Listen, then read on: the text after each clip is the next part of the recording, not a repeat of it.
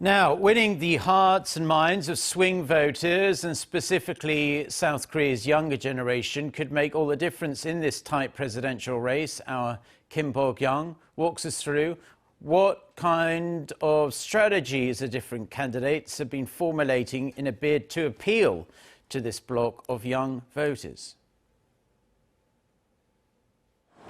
The swing voters. That is how the MZ generation, the Millennials and Generation Z, are being viewed in this election. Millennials are those who were born from 1982 to 1997 and became adults in the 2000s. Generation Z are those born after 1998. According to the National Election Commission, around 14 million of the roughly 44 million voters are in the MZ generation bracket. That is around 1 in every 3 voters, not a small number the candidates can overlook. We have seen the huge impact these voters can have when they vote collectively during previous by-elections, so we consider them as key swing voters who can change the course of the election if they support one specific candidate. The candidates have come up with campaign strategies to try to win over young voters. Rather than just campaigning on the streets, they are sharing their policies and proposals online. Having their own online platform to appeal to digital-friendly voters is a must. The ruling Democratic Party's Lee Jae-myung has his own online platform, Jae-myung's Village, offering hundreds of vertical short-form videos.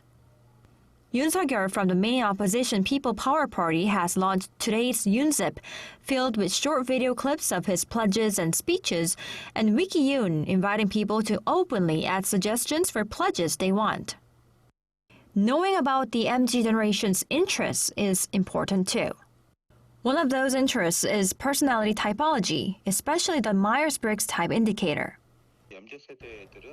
The MZ generation have their own beliefs and pursue their own style.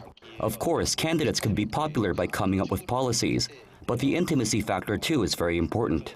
To those in their 20s and 30s, a candidate who has a similar personality as them could be very appealing.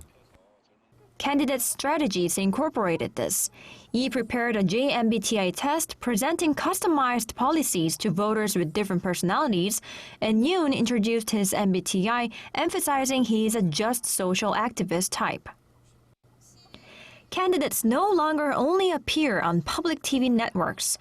They are on OTT platforms too. Local streaming platform Coupang Play's comedy sketch show Saturday Night Live Korea has featured interviews with both Lee Jae-myung and Yoon Suk-yeol, asked them questions that they hadn't seen beforehand and catching them off guard. Comedian Hong Jin-kyung's study-themed YouTube channel, Study King Real Genius, even showed the presidential candidates teaching math. In the election, it is important to improve favorability through intimacy, eventually leading to more loyalty when people vote.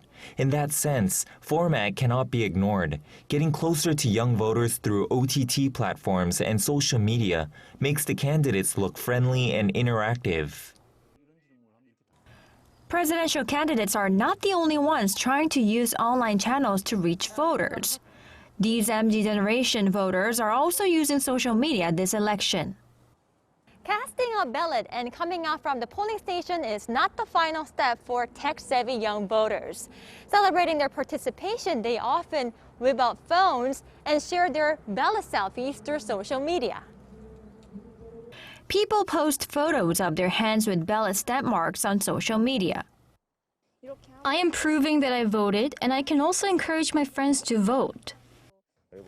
By doing this, candidates and politicians would know that those in their 20s and 30s are interested in voting and can come up with policies for this generation. Using online platforms or going on YouTube is one thing, but what could be key for these candidates to connect with young voters is whether they can show their sincerity. And if they can do that, it could help them in the polling booths. Kim Bo-kyoung, Arirang News.